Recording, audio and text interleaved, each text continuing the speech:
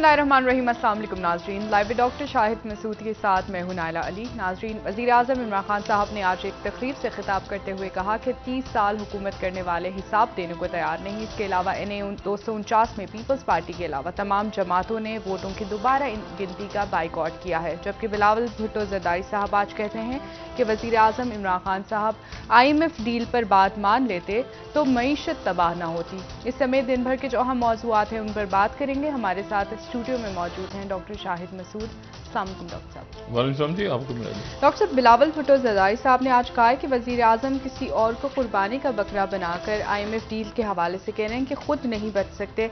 अब जो नज़रसानी के हवाले से वज़ीर ख़जाना ने भी बात की IMF डील पर, क्या आप समझ रहे हैं कि उससे मामलात बेहतर होंगे पाकिस्तान के मुआशी? देखिए, फ़िलहाल तो मेरे ख्याल से सबसे ज़्यादा नज़र रखी जाए army chief general Qamar Javed Bajwa साहब की दौरा है सऊदी अरब पे जी।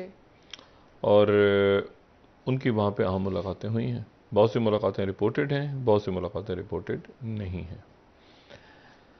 और ख़त्ते के हवाले से बड़े फ़ैसले किए जा रहे हैं, बड़े अहम फ़ैसले किए जा रहे हैं। और मैं इस बात की उम्मीद रखता हूँ कि उसमें वज़ीर आज़म साहब भी ऑन बोर्ड होंगे।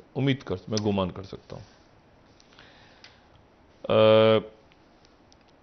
अस्करी शख्सियात से भी मुलाकातें हैं और सिविलियन शख्सियात से भी आर्मी चीफ की मुलाकातें हुई। और वज़ीर आज़म साहब जो है वो कल रवाना होंगे। शाह महमूद कुरैशी साहब भी उनके साथ जाएंगे और बाकी वज़रा भी होंगे। कुछ चले गए हैं, उनके वक्त क्या रखें। लेकिन जो आर्मी चीफ की मुलाकात, मैंने कहा था स्ट्रेटेजिक ताल्लुकात सऊदी अरबिया और बाकी मुल्कों के साथ हैं, इस्टेब्लिशमेंट्स के ताल्लुकात हैं। और उसमें बहुत सारे मामलात ज़ेर बहस ऐसे आए हैं जो मैं अपनी इतला के मुताबिक ये बात कह सकता हूँ कि जिसमें पाकिस्तान की अंदरूनी सियासत और ख़त्ते के मामलात भी डिस्कस हुए। ठीक ठीक।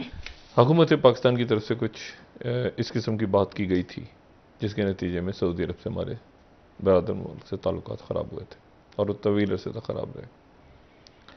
और इसी किस्म की बातचीत मुत्तहिदा अरब अमारात के हवाले से हुई थी। मुत्तहिदा अरब अमारात के वलीअहद शहज़ादा मोहम्मद बिन जायद, जिनको MBZ भी कहते हैं, वो भी रियाद पहुंच गए।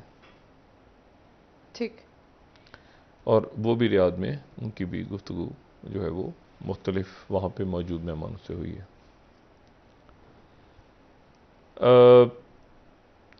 रियाद जो है वो आने वाले दिनों में ईद के आगे पीछे जो मैं बात कह रहा हूँ कि ये इस खत्ते में बड़े वाक़यात रोनुमा होने जा रहे हैं। छुट्टियाँ और लॉकडाउन और ये तो सारा हो ही रहा है, लेकिन जो सियासत और जियो पॉलिटिक्स और ये सारा वो इस अरसे में तय हो रहे हैं फ़ैसले, बड़े फ़ैसले। बाकायदा ईरान के और सऊदी अरब के दरमियान, ईरान और सऊदी अरब के दरमियान मुज़ाकरात हो रहे हैं। और ये मुज़ाकरात जो हैं उनकी तस्दीक इराक़ के सदर ने कर दी। आज इराक़ के सदर जो हैं वो आज एक थिंक टैंक है बैरूत इंस्टीट्यूट, उससे कुछ देर पहले उन्होंने ख़िताब किया और इराक़ के सदर ने ये कहा है कि हाँ, हम ईरान और सऊदी अरब के दरमियान मुलाकात हम बैकडोर डिप्लोमेसी करवा रहे हैं। उनसे तो पूछा गया कि क्या एक मुलाकात हुई है जो सऊदी इंटेलिजेंस चीफ और ईरान के इंटेलिजेंस चीफ्स की। ये मैं ईरान और सऊदी अरब की बात अभी कर रहा हूँ। उन्होंने कहा नहीं, एक से ज़्यादा हुई हैं। अच्छा, सही। और इसी दौरान मैं अपनी उस खबर पे कायम हूँ कि सऊदी अरब और शाम के जो इंटेलिजेंस चीफ्स हैं उनके दरमियान मुलाकात हुई है या मुलाकातें हुई हैं एक से ज़्यादा। और वो मुलाकात बहुत ज़्यादा अहम है क्योंकि अली ममलूक जो हैं, ये बात दोबारा मैं रिपीट कर रहा हूँ, अली ममलूक जो कि शाम की तरफ से रिप्रेजेंट जिन्होंने किया है, ये वो अली ममलूक हैं जो कि रशिया को जिन्होंने मशरिक़ वस्ता में जो लेकर आए हैं। और अगर रशिया 2015 में ना आता, बशारुल असद और जनरल अली ममलूक बिल्कुल आप समझ लें कि एक वफादार साथी हैं, दोस्त हैं और एक फ़ौजी कमांडर हैं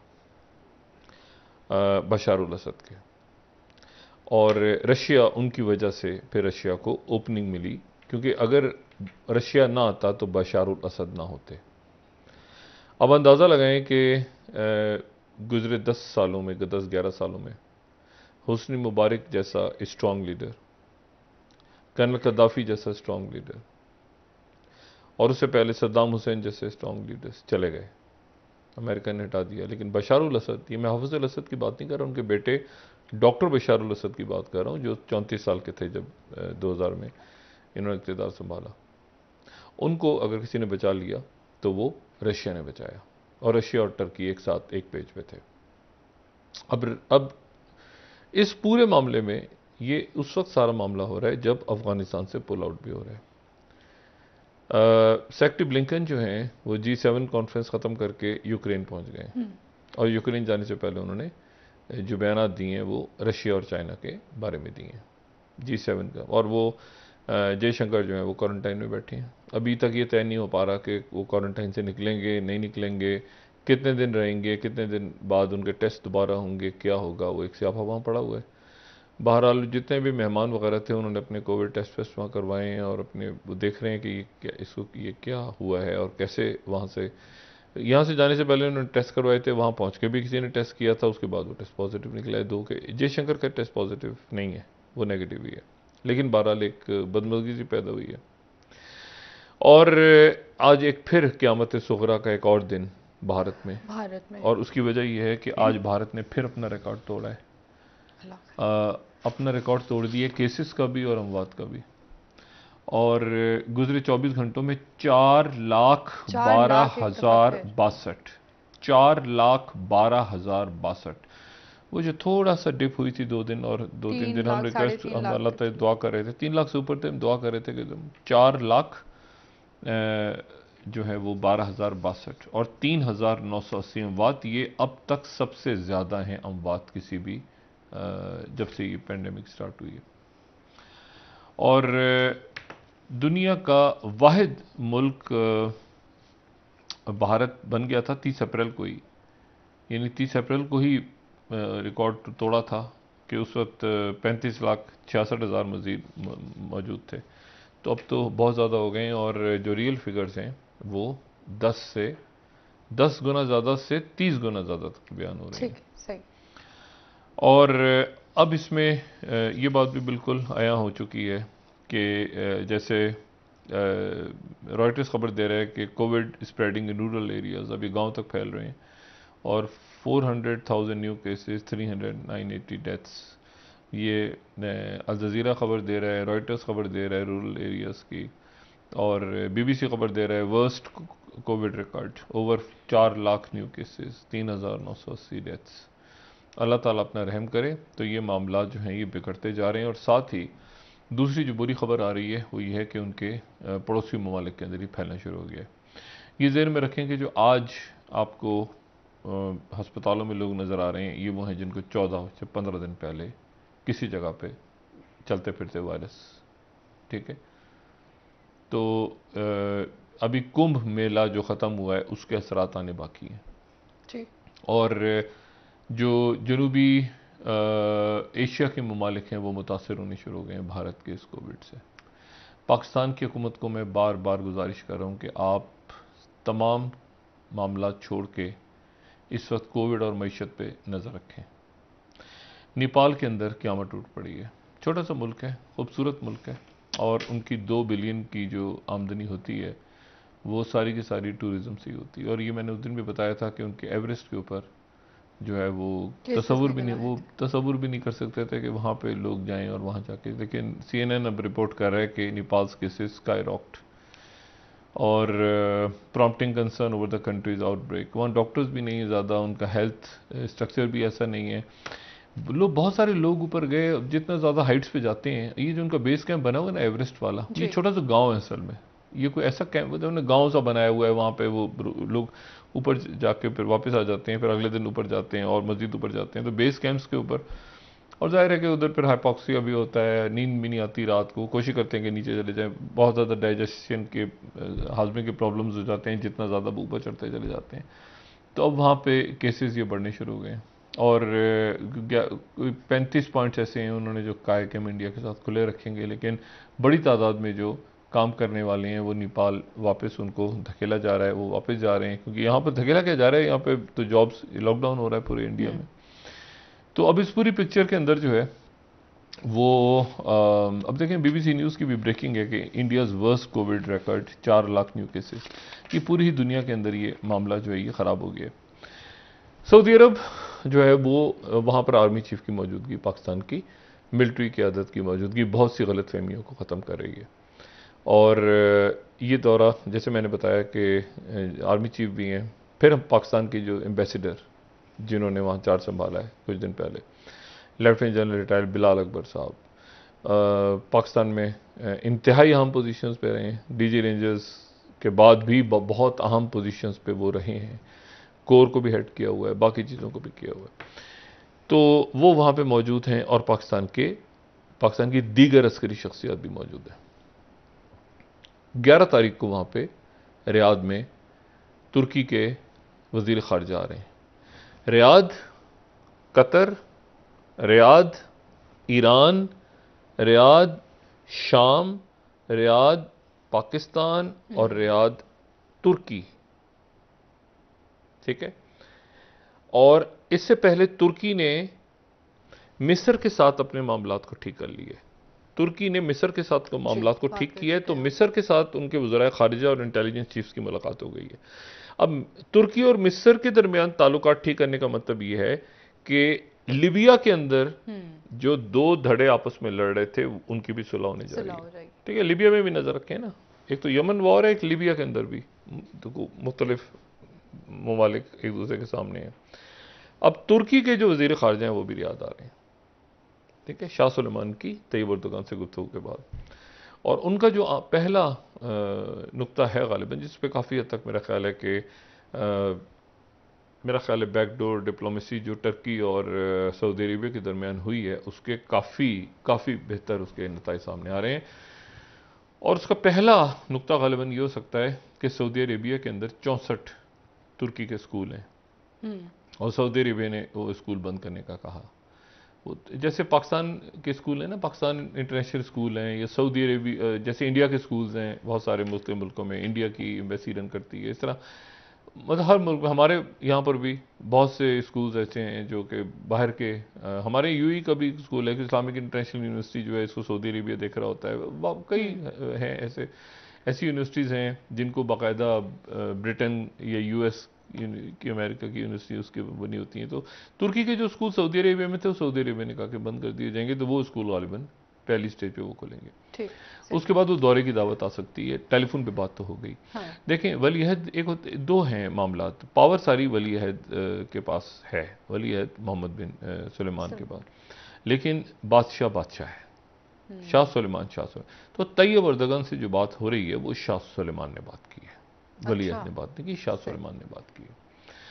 तो ये बड़ी इंटरेस्टिंग डेवलपमेंट्स हो रही हैं और इन तमाम डेवलपमेंट्स के अंदर पाकिस्तान की सिविलियन इमरान खान साहब को, मेरा नुक्ता नज़र ये कि इमरान खान को दरमियान में होना चाहिए था, क्योंकि वो सारे सिविलियन लीडर्स हैं, स्ट्रॉन्ग सिविलियन लीडर्स बैठ के मामलात को तय कर रहे हैं।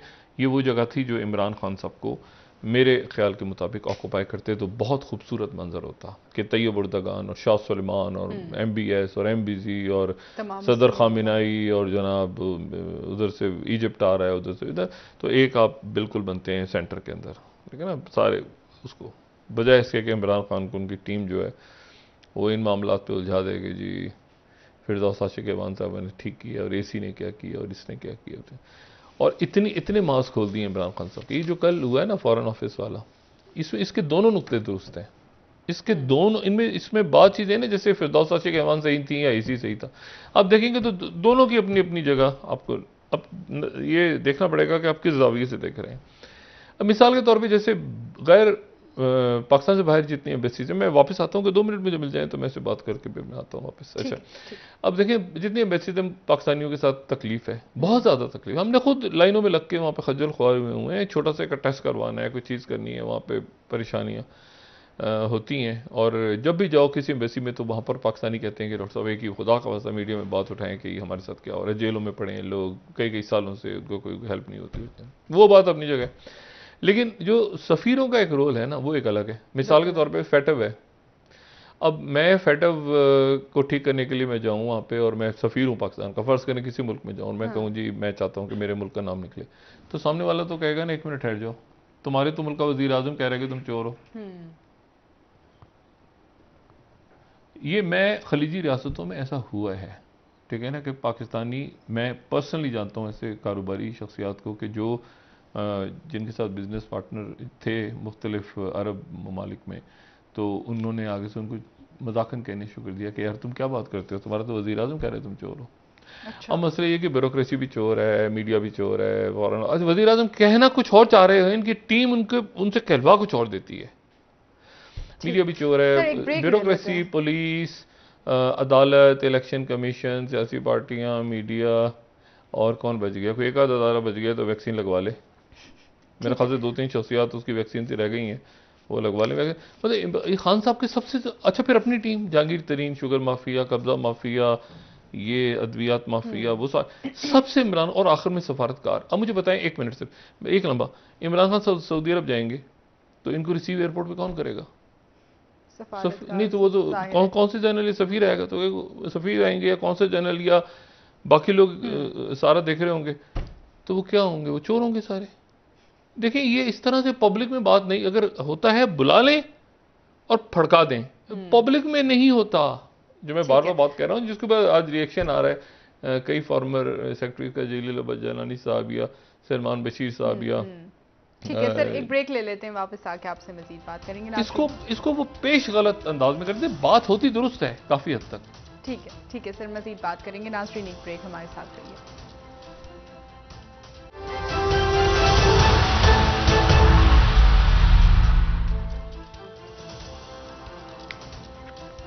वेलकम बैक नाज़रीन। जी डॉक्टर साहब, आज दोबारा से इन्हें 249 में जो वोटों की गिनती हुई है, इस पर पीपल्स पार्टी के अलावा तमाम जमातों ने बाइकआउट किया। ये मसला कहीं उलझा हुआ है, इसका कोई हल नज़र नहीं आ रहा। क्या समझ रहे हैं कि क्या ये मसाइल पैदा कर सकता है आने वाले दिनों में? देखिए जी, अभी तो जैसे मैंने कहा ना कि सारा मरकज़ जो है वो मशरिक़ वस्ता और ख़त्े के हालात बने हुए हैं, और उसमें ये कि पाकिस्तान ने कोविड से कैसे निपटना है। पाकिस्तान की सफारतकारी अच्छी होगी तो बाहर से दुनिया आपकी बात सुनेगी, दुनिया आपकी मदद करेगी। अल्लाह ना करे कोई बुरा वक्त आ गया, दुनिया आपके साथ लॉबी में खड़ी होगी, चाहे फैटफ का मसला हो, चाहे वो कोई भी फोरम हो। और अगर आप हर जगह लड़ते रहेंगे और फसाद बपा कर देंगे, और तो उसके नतीजे में मसाइल और ख़राब होंगे। शौकत तरीन साहब जो बात कर रहे हैं, उस बात को गौर से हमें सुनना चाहिए। शौकत तरीन साहब बार बार ये कह रहे हैं कि गलत शराइत के ऊपर साइन, किसने गलत शराइत पे किया? क्या वज़ीर आज़म ने नहीं पूछा उस वक्त हफीज़ शेख साहब से? क्या हफीज़ शेख साहब से क्या एक एक चीज़ को चेक नहीं किया असद उमर साहब ने? इनकी माशी टीम, ये टीमें जो हैं ये किस वक्त के लिए बनी थी? इन सबको इस वक्त आके बयान करना चाहिए। शौकत तरीन साहब ने जो बात की है, अगर गलत शराइत थी तो कौन सी शराइत थी? ठीक है, बाकी टीम भी तो है ना, बाकी लोग भी तो माशी टीम में, उनमें से कोई आके वजाहत करे। इस मरहले के ऊपर आपके ऊपर जो है वो ईयू का प्रेशर, साथ ही फिर आपको पता है ईयू का प्रेशर कैसे है? ईयू का प्रेशर ऐसे है कि आपके कुछ वज़रा ने, इमरान खान की टीम के लोगों ने यहाँ पर अपने नंबर बनाने के लिए यूरोपीय यूनियन के वज़रा से मुलाकात करके उनसे कहा कि जी ऐसा भी होता है, ऐसा नहीं ऐसा भी होता है, ऐसा नहीं ऐसा भी होता है हमारे यहाँ, तुम्हारा ऐसे होता है। अच्छा। उन्होंने वो डाल के भेज दिए। बात यह है कि खान साहब, और उसको ये खान साहब को पता है बात, ठीक है, खान साहब को बात पता है। अब मसला ये है कि खान साहब अपनी टीम को काबू करें। बहुत नुकसान पहुंचाया जा चुका है मुल्क को, और इनके लोग, मतलब हर शख्स अलग बात कर रहा है। जो उसका काम नहीं है उसने वो बात दी, मैं मेरे तो ख्याल आते हैं, मैं तो जी मॉडरेट हूँ, मैं तो जी इस्लाम, मैं तो जी तहरीक लब्बैक के साथ हूँ, मैं तो तहरीक लब्बैक को ये नहीं कहता, मैं ये नहीं कहता। मैंने वो लिखते गए लिखते लिखते कि सारे यूरोपीय लोगों ने जाके वो जो सवाल आपको नए भेजे हैं, उन सवालों में वो बातें भी हैं जो कि इनके वज़रा ने की हुई हैं, और उन्होंने बाकायदा उनकी गुफ्तगू कोट की है। अच्छा, तो अब इसमें दूसरी जो बात है, देखिए अफगानिस्तान से इनखला, ठीक है, और जो इतलात आ रही हैं अफगानिस्तान से वो ये आ रही हैं, जो कि मेन स्ट्रीम मीडिया उनका कोट नहीं कर रहा, लेकिन जो उनका आप समझ लें कि जो फौज से रिलेटेड, उनके पेंटागन से रिलेटेड जो साइट्स हैं, वो उसमें कोट कर रही हैं कि बड़े इलाकों में लड़ाइयाँ जारी हैं, और बड़े इलाकों के अंदर जो है वो कई जगहों पे तो वो ये कह रहे हैं कि जी गिर गई, कुछ फौजी अड्डे निकल गए हाथ से, और कई इलाकों में जो है वो इस वक्त घमसान की लड़ाई जारी है। लेकिन मैं जो आपको सिर्फ ये बात कहने जा रहा हूँ, देखें बात ये है कि अफ़गानिस्तान के अंदर मैं सिर्फ अगर आपको थोड़ी सी उनकी उनकी फिगर्स जो हैं यहाँ पे बताऊँ, तो अफ़गानिस्तान के अंदर जो है वो 2 ट्रिलियन डॉलर, अब ये आप देखें ज़रा, 2 ट्रिलियन डॉलर खर्च हुए हैं अमेरिका के, कहाँ गए?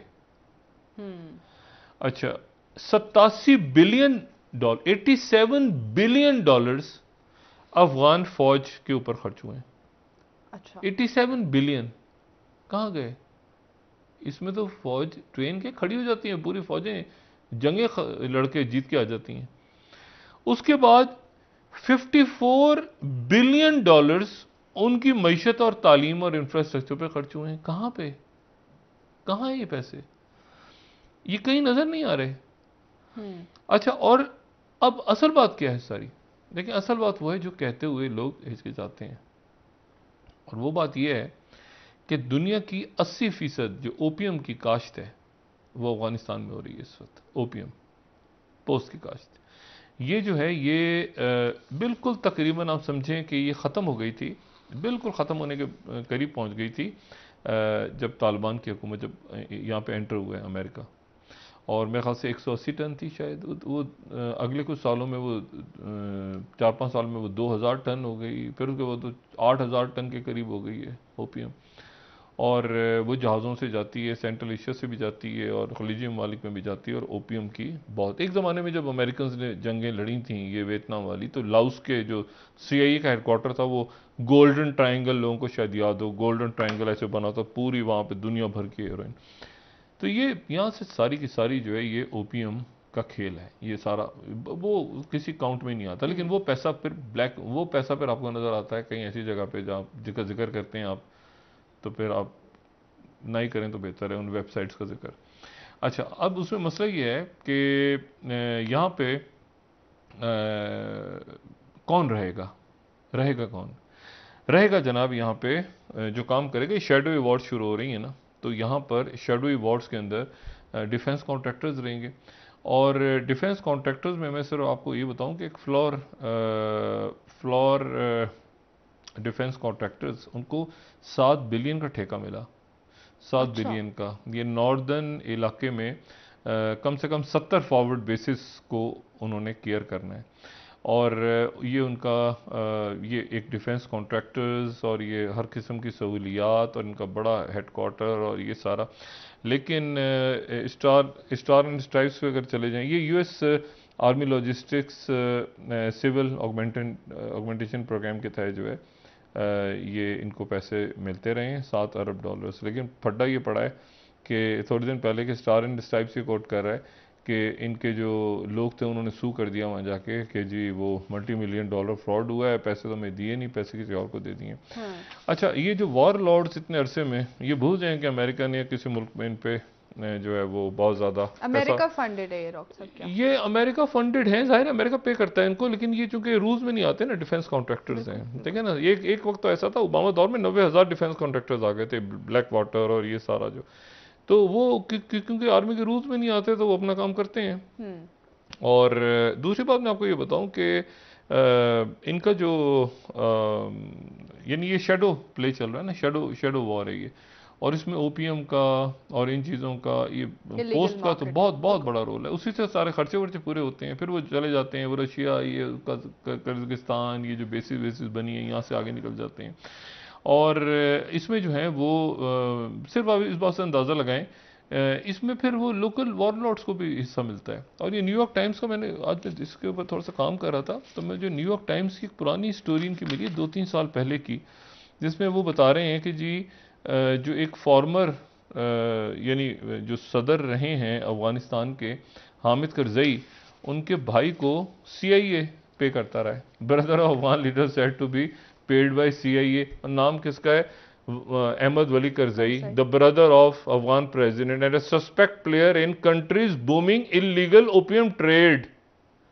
ठीक है, gets regular payments from CIA and has for much for the past years. पूरा जो ठेका दिया हुआ था, ये 2009 की खबर मैं आपको बता रहा हूँ, ये 2009 का न्यूयॉर्क टाइम्स मैंने आज ढूंढ ढांड के कहीं से, क्योंकि ये उस वक्त कोट हुआ था जब मैं ये प्रोग्राम्स कर रहा था उस वक्त भी, लेकिन मैंने कहा आज मैं दोबारा याद दिला दूं कि ओपीएम का खेल बड़ा, ये अहमद करजई जो हैं उसके बाद इनको फिर, हाँ अहमद वली करजई, इनको फिर जो है वो इन पे हमला हुआ और उसमें ही जहाँ बक हो गए 2-3 साल के बाद। लेकिन बात ये सारी कि ये ठेके इलाकों में मुख्तलिफ जो है वॉर लॉर्ड्स को ये पैसा अफगानिस्तान में कम लगा है, और ये पैसा जो है ये अफगानिस्तान से निकल के ओपीएम की काश में बाहर चला गया। उसकी वजह से अफगानिस्तान के अंदर असला भी आ गया है। अफगानिस्तान के अंदर ये खेल सिर्फ कोई जमहूरियत इंसानी हकूक का नहीं है, उससे बढ़ के है। बेसिस, बेस, अड्डा, अड्डे और ओपीएम, ठीक है ना। तो ये इससे हटके भी बहुत कुछ है ना, सामने तो रहे इंसानी हकूक, ये वो सारा कुछ, पीछे और बड़ा बड़ा पैसा, बिलियंस ऑफ डॉलर्स की इंडस्ट्री है। और जो है ना 2 ट्रिलियन लगे तो 2 ट्रिलियन कहीं आपको कहीं अफगानिस्तान में घूम लें, आपको 2 ट्रिलियन डॉलर कहीं नजर नहीं आएंगे लगते हुए। ये बिल्कुल ऐसे ही पाकिस्तान में जैसे, मुझे ऐसे समझ नहीं आता, तरक्याती फंड हर कुछ अरसे के बाद जारी हो जाते हैं सड़क बनाने के लिए, क्या मैंने जो वहां से जीतता है, फिर कुछ अर्से के बाद दूसरा महीने आता है, उसको भी तरक्याती फंड चाहिए। नहीं, उसको भी तरक्की, मैं अपने इलाके में स्कूल बनाऊंगा, अच्छा ले लो भाई पैसे। फिर दूसरा आता कहता है मैं भी स्कूल बनाऊंगा, तुम भी ले लो पैसे। फिर वो तीसरा आता है मैं भी स्कूल बनाऊंगा। थोड़े अर्से के बाद जाके देखें आप 10 सालों बाद तो वहाँ गाय भैंसें बंधी होती हैं मैदान के अंदर, और वहाँ पे वो कूड़ा करकट बिखरा, तो आपको समझ ही नहीं आता कि पैसा खाना के, अकाउंटेबिलिटी कोई नहीं। और फिर वो सारा पैसा खर्च होता है और वो जहाँ जाता है वो अल्लाह जानता है बेहतर। तो बात ये है कि यहाँ पे थाने कचहरी, पटवारी और ये माफियाज, और ये अब माफियाज खुलती जा रही, पंगे पंगे पंगे पंगे। लेकिन मसला ये कि इसका नतीजा इसमें क्या निकल रहा है, इसका कोई हल होना चाहिए ना। हल तो कोई भी नहीं है। एक शुगर माफिया थी, उस शुगर माफिया के बाद वो एक आटा माफिया आ गई, आटा माफिया से अद्वियात की माफिया आ गई, अद्वियात की माफिया से वो जो है वो ब्यूरोक्रेसी आ गई, ब्यूरोक्रेसी से फिर एक दिन वो इस्लामोफोबिया आ गया, फिर इस्लामोफोबिया एक हफ्ते चला, फिर उसके बाद जो है वो फॉरेन ऑफिस आ गया, फॉरेन ऑफिस के बाद कुछ और आ जाएगा। खान साहब से गुजारिश की 3 चीजें जो मैं बार बार कहता हूं ना, मैशत, कोविड का ये क्राइसिस और खारजा पॉलिसी में नजर रखिए। आपको सेंटर में होना चाहिए इस वक्त, आपकी इतनी स्ट्रॉन्ग पर्सनैलिटी है, क्योंकि वो फिर आपकी जगह कोई और होगा। तो इराक का वजीर आजम क्यों, इराक का वजीर आजम, इराक का सदर, ये इराक खाना जंगी का शिकार मुल्क है, और वहां पर हमारा ब्रादर मुल्क है। लेकिन आप देखिए ना, इराक ने वो रोल प्ले किया सऊदी अरेबिया और ईरान के दरमियान, जो रोल पाकिस्तान प्ले कर सकता था और और एक्सपेक्ट कर रहे थे, और बात हुई थी खान साहब से भी। लेकिन फिर खान साहब ने जाहिर किसी ने मशवरा दिया, तो टर्की में बात हो गई, OIC की बात हो गई। अब मैं उम्मीद करता हूं कि मामला हल होगा खान साहब का। और खान साहब को इतनी मोहब्बत मिली है इन खलीजी ममालिक में, जो लोग रहते हैं वो जानते हैं कि खान साहब जब UAE में फंडिंग अपनी ये हॉस्पिटल की करते थे, तो शहजादे आके उनको डोनेट करते थे, बड़े बड़े उनको कॉर्पोरेट, मतलब लोग असल में वहां जाओ वो परेशान होते हैं। लोग कहते हैं क्या हो गया यार, ये प्राइम मिनिस्टर को तो मैं, फिर हम एक्सप्लेन करते हैं कि नहीं वैसे। उन्होंने कहा यार हम तो बड़ी मोहब्बत करते थे। इस शारजा में जो छक्का लगाया था जावेद बिन अदा साहब ने, तो पता नहीं कितने लोगों ने आके UAE के अंदर, जो कितने उनकी रॉयल फैमिली के लोग थे, उन्होंने सर पे उठा लिया था पाकिस्तान की टीम को और पाकिस्तानियों को। तो बात यह है कि अचानक अब वो वीज़े बंद हैं, ये बंद है, वो बंद है, तलखी, और उसका असर जो है वो नीचे, कोई आप कैब ड्राइवर है, कोई दुकानदार है, कोई आम लोग हैं, कारोबारी वीज़े, तो ये, और सऊदी अरेबिया के अंदर भी इसी तरह से मामला। तो बात यह है कि ये पाकिस्तान की रियासत, स्टेट टू स्टेट मामला तब ठीक हो रहे हैं, और वो ठीक हो जाएंगे। लेकिन खान साहब को उसके सेंटर में होना चाहिए था। देखिए हम तो बात इस तरह करते हैं ना कि अस्करी क़यादत से मुलाकात हुई, इसकी मुलाकात हुई। अक्सर मुल्कों में ऐसा नहीं होता, ये पाकिस्तान में ऐसे होता है इत्तेफाक से। देखिए ना, मतलब अगर आपके ख्याल से अस्करी क़यादत की सऊदी अरब से, अस्करी क़यादत से मुलाकात हो रही है, तो उसमें MBS को नहीं पता कि क्या हो रहा है, आपको नहीं पता शाह सुलेमान को क्या हो रहा है। अगर हम कहें कि जी तैयब अर्दोगन से मुलाकात हो रही है, तो इसका मतलब तय है कि उनकी फौज कहाँ खड़ी है, मुल्क कहाँ खड़ा है। अगर UAE की क़यादत से बात हो रही है, तो आपको पता है पॉइंट मैन कौन, किससे बात करनी है। पाकिस्तान में सबसे बड़ा इशू ये आ रहा है इस वक्त कि हु इज कॉलिंग शॉट्स, ये दुनिया में किसी को नहीं पता। अपोजिशन शॉट कॉल कर रही है, इनके मुख्तलिफ वजीर कर रहे हैं, वो अपने आप को प्रेजेंट कर रहे हैं बेसिस में जाके। अब खान साहब को ये तो इतला मिल जाती है, और उनको जो हमारी स्टैब्लिशमेंट उसको भी मिल जाती है कि जी सहाफ़ी जाते हैं। अच्छा, कोई जाते होंगे सहाफ़ी, मुझे नहीं पता कौन से सहाफ़ी जाते हैं, लेकिन जो पॉलिटिशियंस हैं, खासतौर पर इमरान खान साहब की पार्टी के, वो नहीं पेश करते अपने आप को ऑल्टरनेट कि हम वज़ीर आज़म हैं। उन्होंने वही तो पेश करते हैं ना, बेसिस में जाते हैं, अपनी लॉबिंग करते हैं, हर शख्स अपनी ज़ात पे एक अंजुमन है। तो बात यह है कि और अभी भी बैठे हुए हैं कि अगर हुकूमत इमरान खान तोड़ दें तो दुआ करें कि जल्दी तोड़ दें, कि जल्दी तोड़ देंगे तो एक कमेटी बनेगी, पीटीआई की तरफ से भी होगी, और कई शख्सियात को यकीन है इस बात का कि उनको पीपल्स पार्टी और पीटीआई एक ही वक्त में सपोर्ट कर देगी। तो इसलिए वो कंसेंसस कैंडिडेट बन सकते हैं और उनको एनपी भी कर देगी, तो वो लगेंगे लॉबी में। होना कुछ नहीं है इनमें से, होना इनमें से कुछ नहीं, मतलब लगने में क्या है। तो वो आ जाते हैं, वो ट्वीट कर देते हैं। अच्छा, फिर इमरान खान साहब कहते हैं ट्वीट करना बंद करो। अब देखिए ना, कैबिनेट मीटिंग में इमरान खान साहब ने कहा ट्वीट करना बंद करो।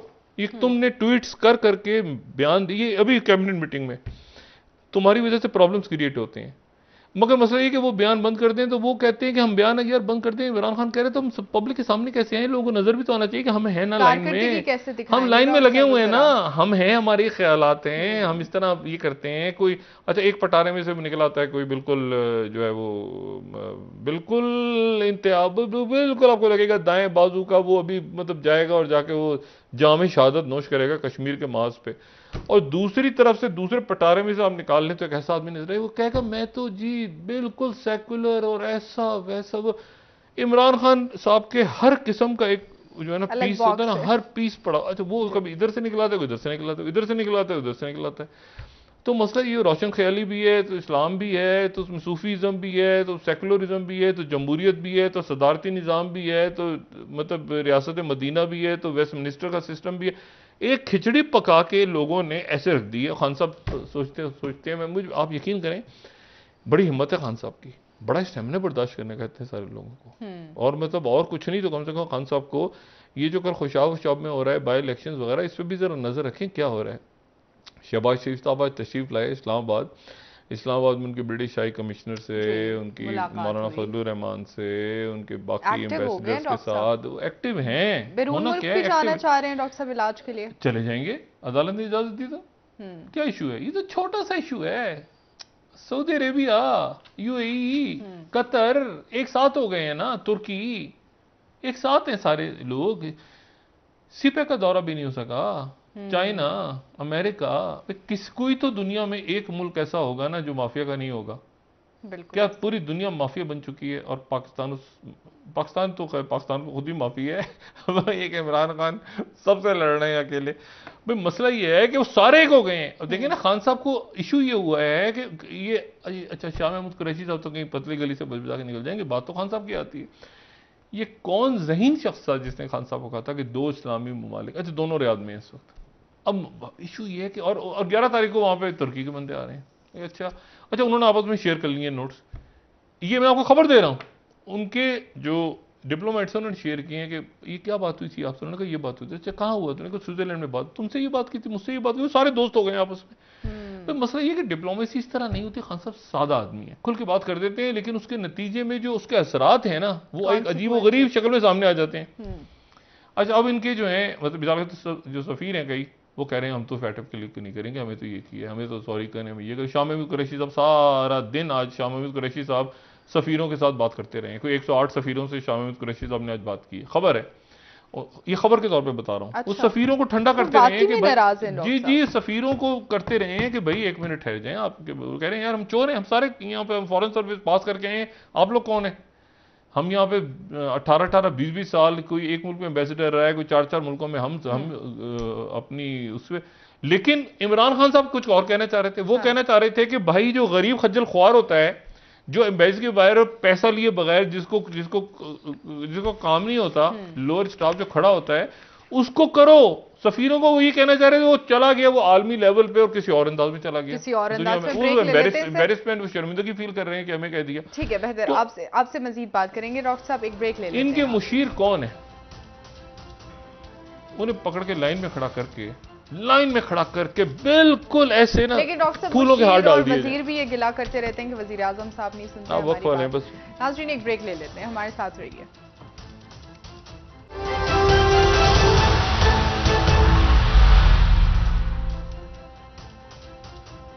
वेलकम बैक नाज़रीन। जी डॉक्टर साहब, IMF डील के हवाले से वज़ीर ख़जाना साहब ने जो बात की, उसके बाद अब ऑपोजिशन भी इस हवाले से काफ़ी तनकीद कर रही है हुकूमत पे। आज बिलावल साहब भी बोल रहे हैं कि अगर वक्त पे हमसे बातचीत कर लेते, बात मान लेते तो मईशत तबाही से बचा। शौकत तरीन साहब तो वही बात कर रहे हैं ना जो अपोजिशन बात कर रही है कि हमें मिसाक मईशत करना चाहिए।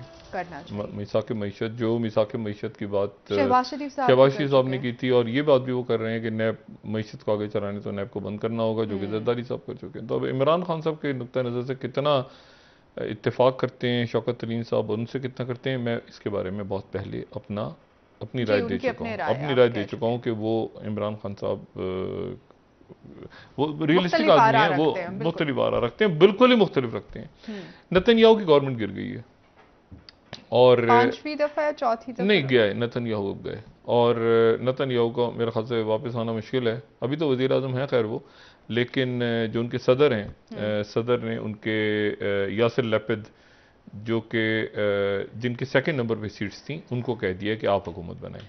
अब नेतन्याहू को नहीं कहा गया कि हुकूमत बनाएं, और नेतन्याहू के ये जो ओपोनेंट हैं, इनके पास भी 28 दिन है हुकूमत बनाने के लिए, तो 28 दिन है।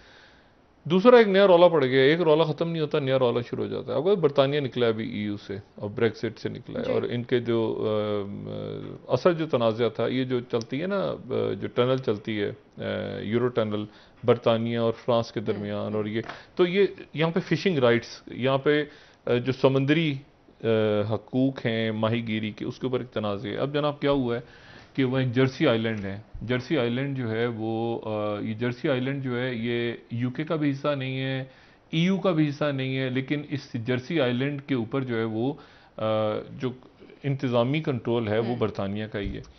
अब जनाब वहाँ पर वो माहीगीर वगैरह आ गए फ्रांस के, और उसके नतीजे में ये निकला कि फ्रांस और बरतानिया के अगर मैं यहाँ पे कोट करूँ NBC न्यूज़ को, तो NBC न्यूज़ ये कह रहा है कि UK France deploy navy vessels, जंगी जहाज, उनके बड़े जहाज आमने सामने आके खड़े हो गए इन पोलब्रे फिशिंग फ्योर्ड। और CNN रिपोर्ट कर रहा है कि UK and France send patrol ships to British island amid new fishing rights के ऊपर। यानी ये पोस्ट ब्रेक्सिट भी इशूज़ ख़त्म नहीं हुए, इशू जो है ना वो अजीब व गरीब। अल जज़ीरा ने अशरफ सहराई साहब को, अल्लाह ताला उनके दर्जात बुलंद फरमाए, 77 साल की उम्र में कश्मीरी जद्दोजहद का एक बड़ा नाम, वो पिछले साल से, और बड़े सैयद अली गिलानी साहब के बड़े करीब, और बड़ी उन्होंने जद्दोजहद की कश्मीर के लिए, जेलों में गए, जुल्म बर्दाश्त किए, सब कुछ किया। उनका कोविड से उनका इंतकाल हुआ। अल्लाह ताला उनके दर्जात बुलंद करे और उनको अपनी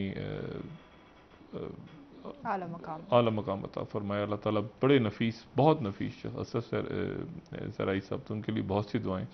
और उसके अलावा जो G7 तो ख़त्म हो गई, G7 का इजलास तो ख़त्म हो गया, सेक्रेटरी ब्लिंकन निकल गए, वो पड़े हैं क्वारंटाइन में, वो क्वारंटाइन में पड़े हैं। नहीं, मामला तय तो ये पाए कि चाइना के खिलाफ तो सारा हुआ, सारा का सारा चाइना के खिलाफ हुआ, लेकिन ये है कि वो खास चाइना के खिलाफ स्ट्रेटेजी सामने आई नहीं। जैसे गार्डियन खबर दे रहा है ना कि G7 foreign ministers refrain from taking concrete action against China. बात तो कर ली, चाइना ठीक नहीं है, चाइना बुरा है, चाइना खराब है, चाइना कुछ हमारी वाली सूरत हाल है, ये चोर हैं, ये डाकू हैं, ये सारा सब पूरा मुल्क जानता है कौन है कौन नहीं है, कौन अच्छा है कौन बुरा है, सब जानते रहते हैं, होता कुछ नहीं है। अब इसी तरह से G7 का इजलास है, उन्होंने कहा चाइना ये तो चाइना वो तो रशिया ये तो रशिया वो करना क्या है, कुछ भी नहीं। तो अब ये है कि अब इसमें वो प्रेसिडेंट ज़ेलेंस्की से उनकी मुलाकात हुई है कुछ देर पहले यूक्रेन में। अब देखें वो रशिया के बारे में क्या बात करते हैं। लेकिन मैंने आपसे कहा ना कि पाकिस्तान का अगला सियासी मंजरनामा, ये जो दौरे हो रहे हैं खासतौर पर मिडिल ईस्ट के, और खाली मिडिल ईस्ट नहीं, वहाँ पे सऊदी अरब नहीं है, मैंने आपसे कहा ना बहुत से ममालिक वहाँ पे इकट्ठे हो रहे हैं इन दिनों में, खामोशी के साथ भी। इंटेलिजेंस ऑफिसर्स तो बिल्कुल खामोशी से जाते हैं ना, इंटेलिजेंस ऑफिसर्स, ये फॉरेन मिनिस्टर्स, हमारी मुल्क की तरह नहीं होता कि 6 तस्वीरें पहले छपवाओ तो फिर उसके बाद पहुँचो, वो तो खामोशी से। तो अस्करी क़यादत की जो मुलाकातें हो रही हैं वो क्या हो रही हैं, क्या बात हो रही है, वो मेरे ख्याल से ख़ित्ते के अंदर as a strategic partner of Turkey and Pakistan, और टर्की और सऊदी अरेबिया और टर्की और कतर, और सॉरी पाकिस्तान और कतर, पाकिस्तान सबके साथ चूँकि एक बरादराना मजबूत रवाबित रखता है, इसलिए बहुत से आम फैसले ऐसे हो रहे हैं जिसमें जिस पे ऐसी खित्ते के शख्सियात को सामने हालात नहीं रखा हालात गया हो। जो वहीं से बैठ कर ट्वीट करना शुरू कर दिया। बहुत बहुत शुक्रिया डॉक्टर साहब। नाज़रीन पीकेएम का वक्त खत्म और हुआ। खान साहब का जाना बहुत इंपॉर्टेंट है कि खान साहब खुद जा रहे हैं वहाँ ठीक पे, और उम्मीद है कि ताल्लुकात उनके बहुत अच्छे हो जाएं। इंशाल्लाह कल इंशाल्लाह दोबारा आपसे फिर मुलाकात होगी। मुझे नायला अली को इजाजत दीजिए। अल्लाह हाफिज़ जी डॉक्टर। अपना दोस्तों रिश्तेदारों को दुआ के लोगों का सब ख्याल रखिएगा। अल्लाह हाफिज़।